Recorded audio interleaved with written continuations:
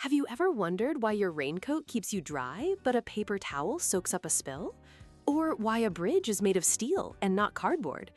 The answers are found inside the Material Lab, where we put everyday stuff to the test. Let's start with strength. In science, strength isn't just about being tough. For a bridge, it means being rigid, not bending under the weight of toy cars.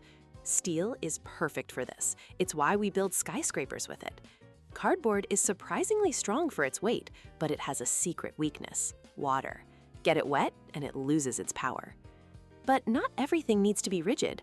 Imagine trying to walk in socks made of wood. Some materials are useful because they're flexible. They can bend without breaking.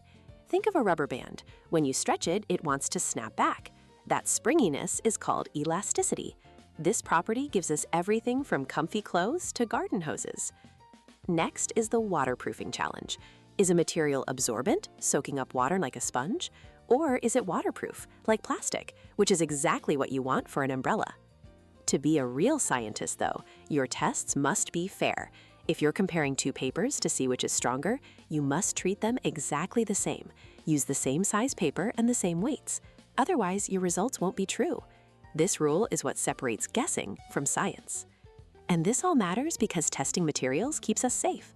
Every toy, car, and bridge has been tested. Did you know that spider silk is actually stronger than steel of the same thickness? Nature is an amazing engineer. And scientists today are even creating materials that can heal themselves, just like your skin. By testing the world around you, you're not just guessing, you're discovering the truth. You're a problem solver.